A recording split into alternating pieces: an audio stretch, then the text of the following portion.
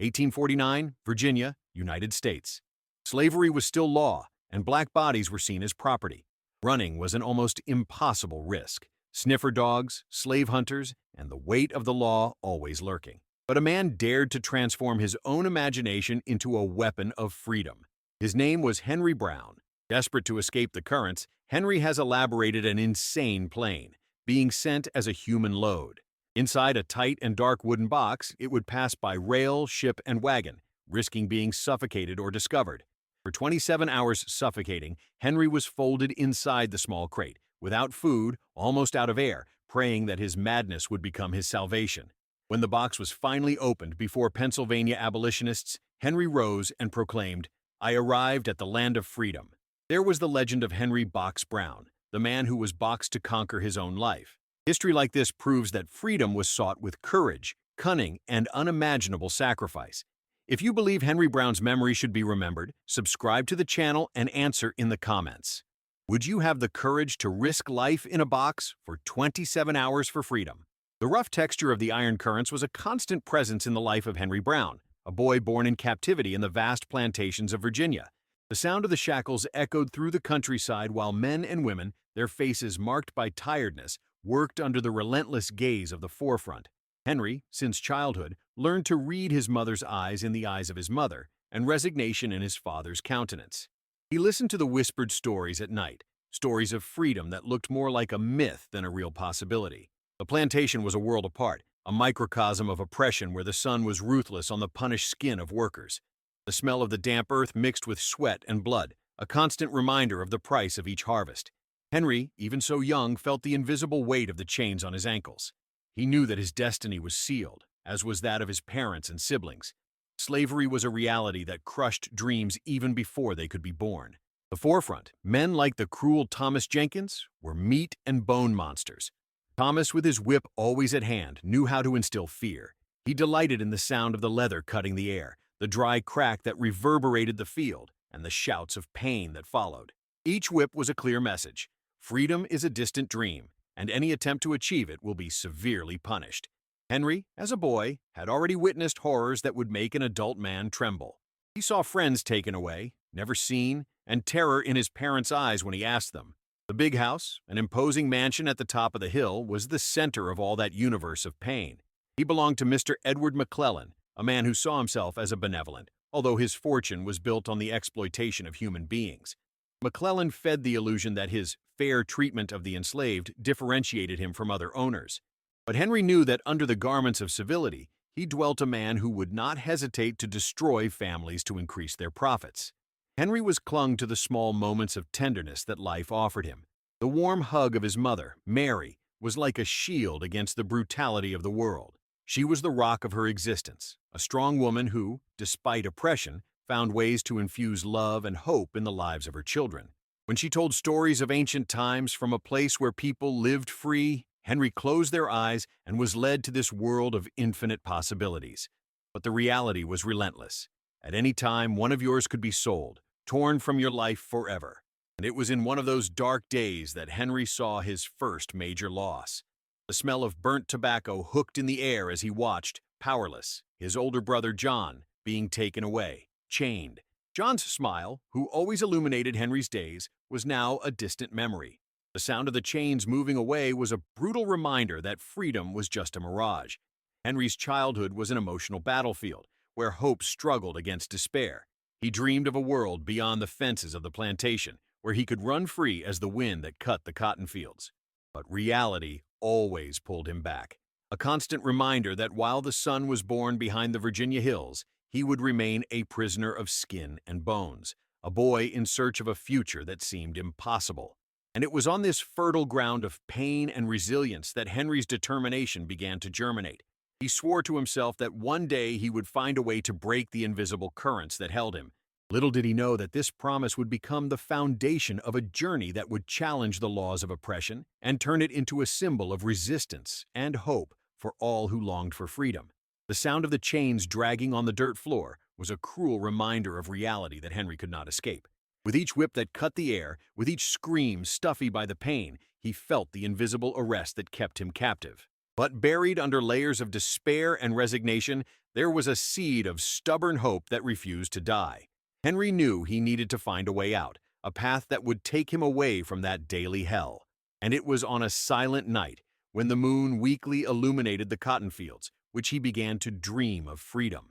The plan began to take shape in his mind as a whisper, an idea that seemed as impossible as it was extraordinary. Henry had never seen the world beyond the boundaries of the plantation, but knew there was something more, something better, for those who dared to dream.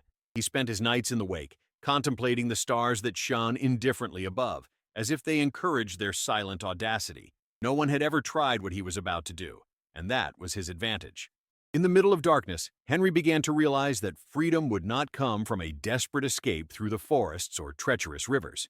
No, your escape needed to be smarter, more calculated. He knew that the foregoing were always alert, his eyes attentive to any sign of rebellion. They were like hunting dogs, sniffing fear and hope with equal fervor. Henry needed something that escaped their understanding, something that was so simple in their execution that no one would ever suspect. It was then that Henry, with a heart accelerated by anticipation, conceived his plan. He would not escape by land or water, but by mail. The idea was so insane that for a moment he almost laughed at himself. But the more I thought, the more the plan made sense. He would fit himself as a commodity, sending himself to freedom through the machine that supported slavery. For weeks, Henry watched and listened, absorbing every detail about the operating of the mail. He needed to understand how the boxes were treated, the paths they followed, the schedules, the routes. Each information was a brick in the construction of its escape. He knew he would need the help of someone who believed in his dream, someone who was as bold as he was. And it was in Samuel Smith, an abolitionist who worked discreetly against the system, who found his ally. Smith, a man with insightful look and a generous heart, was initially skeptical. But Henry's determination, the inextinguishable flame of his desire for freedom, was contagious. Together they began to meticulously plan the escape. Every detail was discussed at exhaustion, every risk evaluated. They needed a sturdy box that could withstand the weight and movement, but also allow Henry to breathe during the trip. The route needed to be safe, away from the curious eyes and the suspicion of the forefront. Escape day arrived faster than Henry expected. He said goodbye silently from his family, every gained eye laid in look and silent hopes. Mary, her mother, held her hands for a long time, her tears stamped eyes that spoke more than words could ever. "Go, my son," she whispered, her voice breaking under the weight of emotion. "Go and live for all of us." Henry entered the box, his heart beating, a mixture of fear and excitement. He knew he was about to embark on the most dangerous journey of his life, but also the most significant. The lid closed over him, plunging him into the darkness. The muffled sound of the hammer sealing the box was like a drum, marking the beginning of its odyssey. He was now in the hands of fate, a man in search of freedom, packed as commodity, but carrying a more precious dream than any load. While the box was charged, Henry's world was reduced to the tight space around him. The air was heavy, loaded with the smell of wood and expectation. He knew that every bump, every stop, was another step toward freedom. Amid darkness, he thought of his family, on the smiling faces that expected to meet again. He also thought of all those who had no chance of escaping, those who remained chained as he challenged the probabilities. The trip was a proof of resistance and faith. With each passing time, Henry clung to his determination, refusing to give in to fear or despair. He thought about the stories of freedom told by his mother, the promises he had made oneself when it was still a boy. And it was this faith, this unshakable belief in the better future that kept him firm as the box swung, taking him away from the horrors of slavery. Finally, after a path that seemed eternal, Acacia came to its destination. When the lid was opened, Henry blinked against the shiny sunlight, the fresh air flooding his lungs as a blessing. He was free. For the first time in his life, Henry breathed the air of freedom, such an advanced feeling that he almost led him to tears. He had done the impossible. The boy who dreamed of freedom had become the man who conquered her, not just for himself, but as a lighthouse of hope for all those who still awaited his day of liberation. The wood was rough to the touch, each bar bait a cruel reminder of what was at stake. The box, simple in its construction, seemed at the same time a coffin and a passport to freedom. The boards were firmly preached, and small air holes allowed light and sound to filter in. For Henry, that tight space was a promise, a symbol of hope in the midst of absolute despair. While preparing to enter the box, Henry felt the weight of expectations and hopes of all those who had come before him and those who were still chained. Each hammered nail in the wood resonated like a drum in the silence of the night, a constant beat that marked the beginning of his journey. He knew it would be a dangerous trip, but he also knew it was the only way to escape the relentless claws of slavery. Inside the box, Henry's world became a cacophony of muffled sounds: the ranger of the wood, the distant sound of the horses pulling the wagons, and the occasional murmur of the passing voices. The smell of raw wood mixed with the sweat that dripped through his skin, creating a suffocating atmosphere. He was still, every tense muscle, while waiting for the movement that would take him out of that hell. The early hours were torture, a constant battle against claustrophobia and fear. Henry focused on controlling his breath, slowly inspiring his nose and expiring through his mouth, trying to ignore the growing panic that threatened to dominate him. He thought of his mother, Mary, whose strength and courage gave him the determination to move on. He remembered his words, whispered with so much love and hope, "Go and live for all of us." That memory calmed him, like a hot blanket on a cold night. The trip was a series of bumps and stops, each bringing a new wave of anxiety. At certain times he heard steps approaching, the sound of voices arguing and holding his breath, fearing being discovered. Luck was on your side. The porters, unaware that they were carrying a man in search of freedom, continued his work, ignorant of the clandestine passenger who carried. Henry lost the notion of time, every minute dragging on as an eternity. He tried to distract himself, repeating in his mind the stories of freedom his mother told, those fables from places where men and women lived free, where no one was judged by the color of their skin. He remembered the landscapes described by his mother, green fields and blue skies, a world so far from the arid and oppressive plantation where he grew up. Slowly, the darkness inside the box began to become less oppressive, a sign that the journey was coming to an end. When he finally came to his destination, Henry was exhausted, both physically and emotionally. The sound of hammers ripping nails brought a new wave of adrenaline. When the lid was finally removed, sunlight invaded the dark space, and Henry blinked against the intense shine, his eyes adjusting to the new world that awaited him. It emerged from Kasha, each movement a release of the accumulated tension during the trip. Fresh air filled his lungs, a blessing he absorbed gratefully. Around him, voices of surprise and unbelief surrounded him, but Henry barely heard them. He was free. For the first time in his life, there were no shackles holding his ankles, nor whips cutting the air around him. Henry closed his eyes for a moment, allowing himself to feel the enormity of what he had gained. He was no longer a slave, but a living symbol of resistance and hope. His act of courage was a message for all those who still suffered under the yoke of oppression. Freedom was possible, even at the darker moments. When Henry finally opened his eyes, he saw unknown but friendly faces, looking at him with admiration and respect. He knew his journey was just beginning, that there was much more to do to help those who had not had the same opportunity. But at that moment, he allowed himself to feel the pure and simple joy to be free, to be alive, and to have a second chance to live life you always dreamed. With each breath, Henry felt the presence of his mother, his brother, and all those he had left behind. He promised himself that he would not rest until everyone had the same chance of freedom he had achieved. And so, with the sun shining over him and the open world before him, Henry took the first step toward the future, a future where freedom was not just a dream, but a tangible and glorious reality. The wooden wood ranges under the weight of Henry Bach's brown fate. Swallowed by darkness, he had become a load among so many others, labeled as commodity, but carrying within him a more valuable dream than any gold. The tight space barely allowed him to move, his back against the rough wood, his knees folded against his chest. Each bump from the wheels of the wagon reverberated through the boards, turning his body into a container of pain and determination. Time stretched out torturingly, every second marked by a silent struggle for survival. Henry closed his eyes, trying to disconnect from the suffocating reality that surrounded him.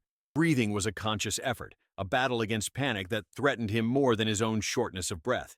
He remembered the stories of his mother, Mary, and the brightness of hope in his eyes when he spoke of freedom. It was this hope that he grabbed with all his might, a thin thread that kept him out in the sea of darkness. As the hours dragged on, Henry lost the notion of time. He tried to calculate the passage of the day through the changes in temperature and the muffled sound of the outside world. The suffocating heat inside the box was relieved only momentarily by the air chains that entered the small holes. The smell of wood mixed with the sweat of his body created an oppressive atmosphere, testing his mental and physical limits. In times of despair, Henry imagined the world outside, the busy streets, people living their lives alien to their struggle. He wondered if he could ever walk freely between them, without fear of being captured, and return to the nightmare from which he was running away. The thought of being discovered terrorizing him, but the perspective of success filled him with silent and fierce courage. At one point, the box was abruptly turned, throwing Henry upside down. The blood ran to his head, and he fought not to pass out. The pressure was unbearable, each beat of his heart echoing in his ears like a war drum. He bit his lips until he felt the metallic taste of the blood, a reminder of the brutal reality in which he was immersed. But even upside down, he didn't give up. The desire to live, to be free, was stronger than any physical discomfort. Henry was clung to the small victories, every breath that could pull, every heartbeat that marked another moment of resistance. He focused on the most subtle sensations, such as the brush of wood against his skin, trying to distract himself from persistent pain in his muscles. He imagined the faces of those he loved as a wall of hope that encouraged him to move on. Finally, after what seemed eternity, the box was straightened. Henry felt relief run through her body, even temporary. He allowed himself a moment of renewed hope, thinking of the approaching destination. Each bump of the wagon took him further from the plantation, the chains, the shouts that haunted him. He clung to the idea that every minute that passed him approached a new beginning.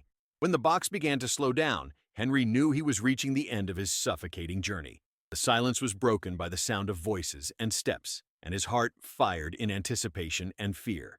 He prepared himself mentally to what would come next, remembering the words of his mother and the promise he had made himself of living for all those who could not. The sound of the hammers pulling the nails brought a new wave of adrenaline.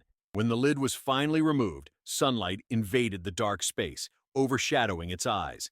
Henry blinked, his senses overwhelmed by the sudden explosion of light and sound. But the fresh air finally filled his lungs, and he took a deep breath, savoring the freedom he had fought so hard to conquer. Henry emerged from the box, feeling each muscle protesting against the movement after so many hours of immobility. But he was free. For the first time, he could feel the wind on his face without the shadow of slavery hanging over him. The voices around him were of surprise and admiration, but Henry knew the real victory was internal. He had challenged the probabilities, faced his deepest and most victorious fears. As he looked at the blue sky above, Henry felt a wave of overwhelming emotion. He had made the impossible, transforming a dream into reality.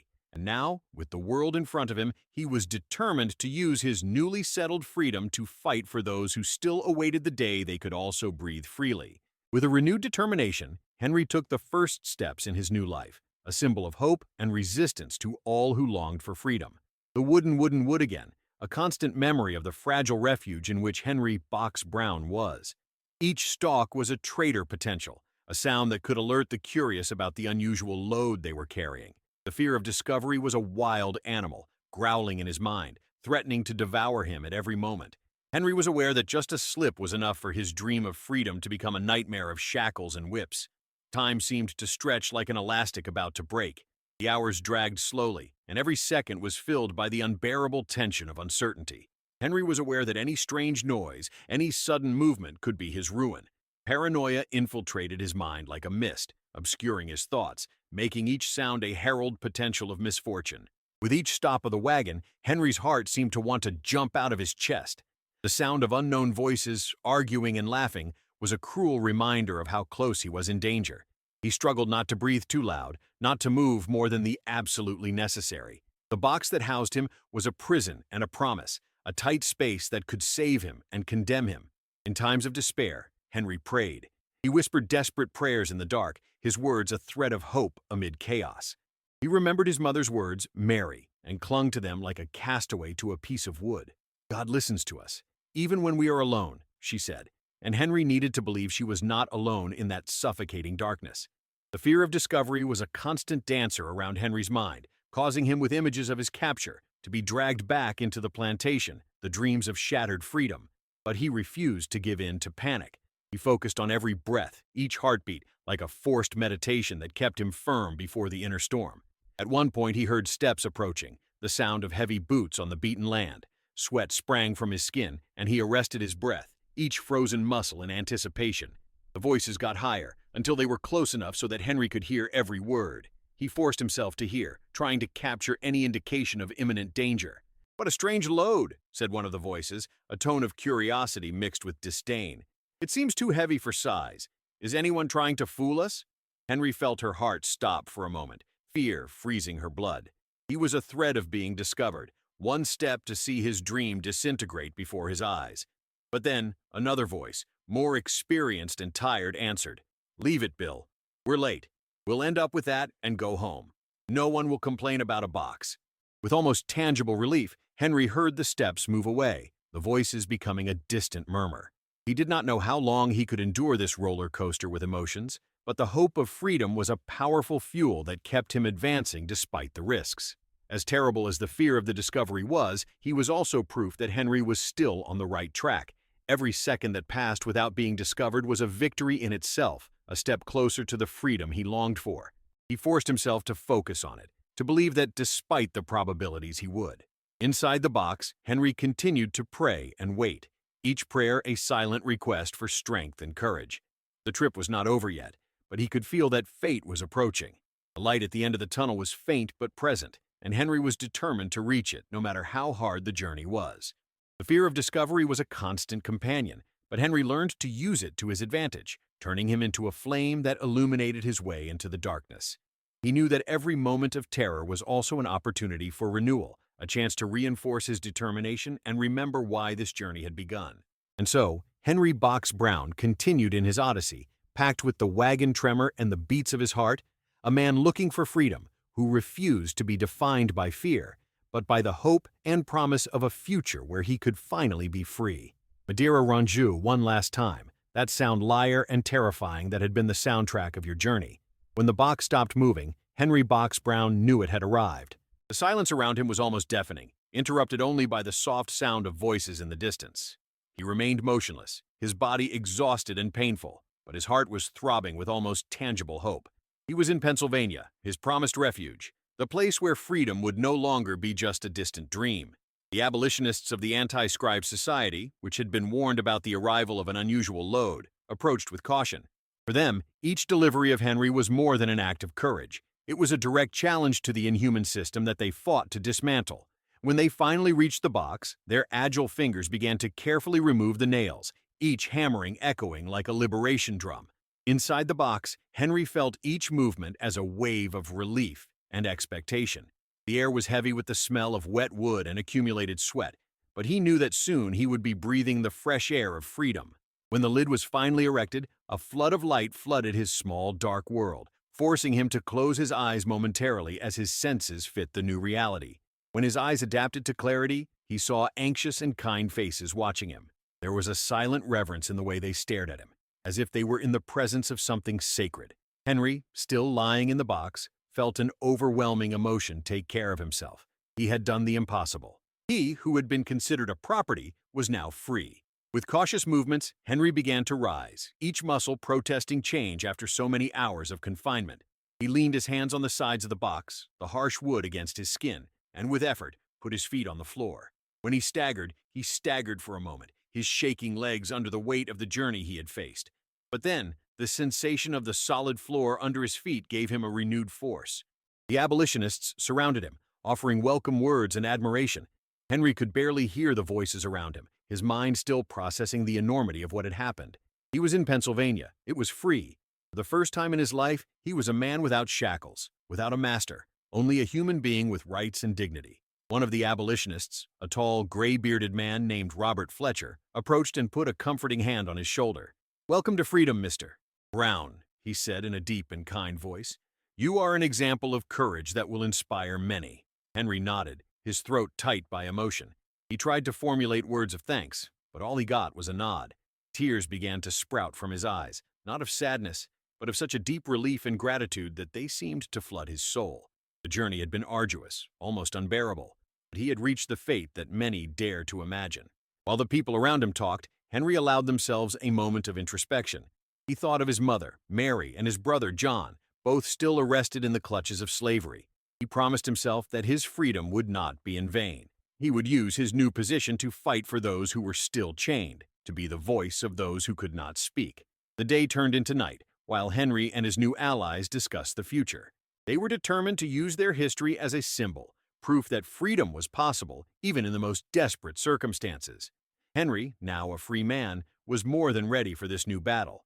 He knew that the road ahead would be long and full of challenges, but with every step he took, he felt the presence of his family, all he loved, walking beside him. That night, as she lay in a comfortable bed for the first time in her life, Henry looked at the starry sky. The stars sparkled like headlights of hope, and he thanked them in silence. He promised that he would not rest until all his brothers and sisters had the same chance of freedom he had gained. And so, with a heart full of determination and a new life ahead, Henry Box Brown closed his eyes, allowing himself a deserved rest. Tomorrow would be a new day, and he was ready to face him, a free man, a symbol of resistance and hope in a world that was beginning to wake up to the reality of freedom. The world seemed to spin out of control while the story of Henry Box Brown spread like fire throughout North America. The man who had dared to fight for freedom captured the imagination of abolitionists and slaves, of men and women who they longed for justice and equality. The news of his bold escape spread through the cities and villages, carried by the mouths of those who fought oppression, and the newspapers that stamped their name in bottles. "Man fit into freedom," the headline said, his words echoing like a thunder of hope in a dark sky. Henry, now free, watched with a mixture of astonishment and renewed purpose while his story came to life. He had become the man of the box, a symbol of cunning and resistance against the infernal machine of slavery.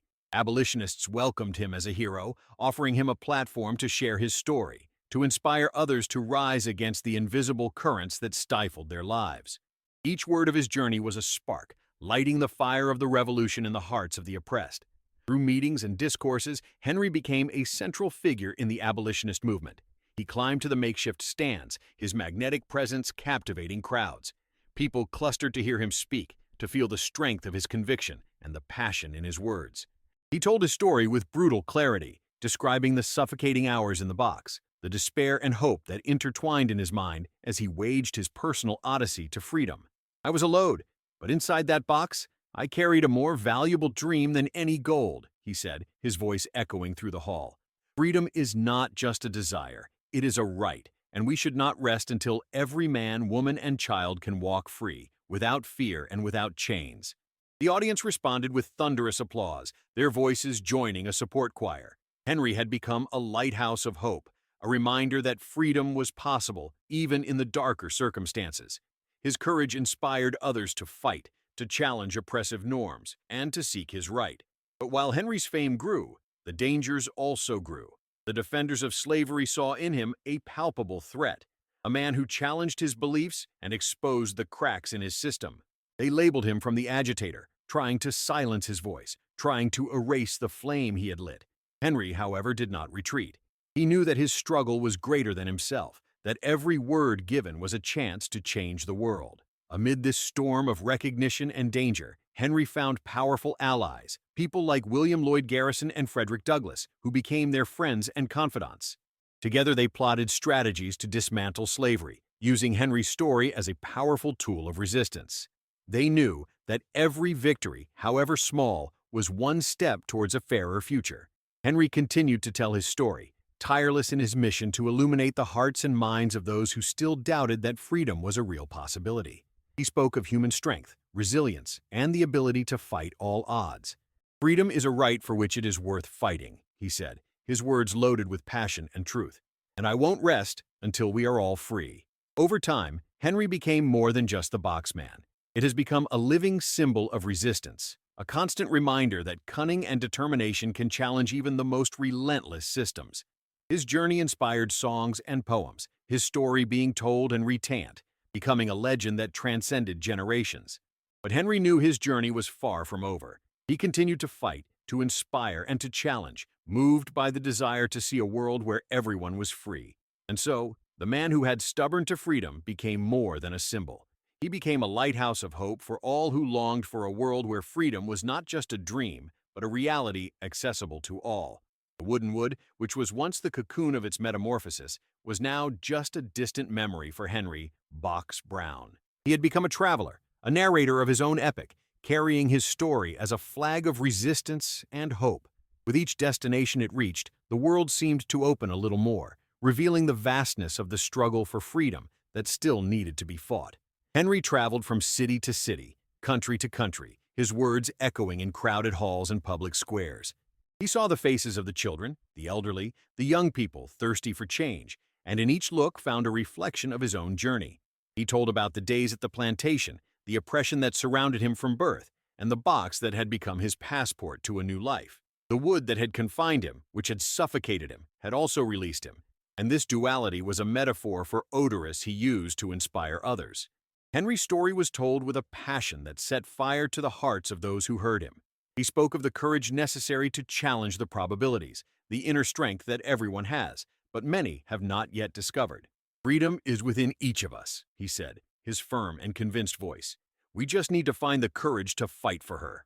While Henry traveled, he found allies in unexpected places. People who, although free of physical currents, were trapped by oppressive systems of other natures. He realized that his history transcended slavery, becoming a universal symbol of resistance against any form of tyranny. He spoke in churches, theaters, and arenas, his words becoming a war against injustice. In England, Henry found an audience eager for his history. The British abolitionist movement welcomed him as a hero, and he used this platform to continue his fight. He participated in conferences, discussed strategies with other leaders, and helped galvanize international support to the cause.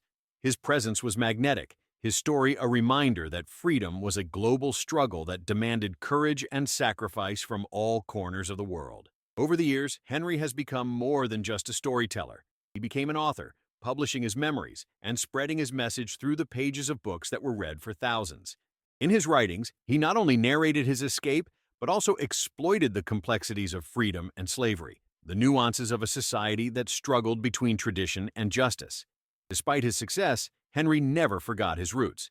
He often thought about his family, friends, and companions who were still trapped in Virginia's plantations. He sent letters, used his influence to try to improve his lives, even at a distance.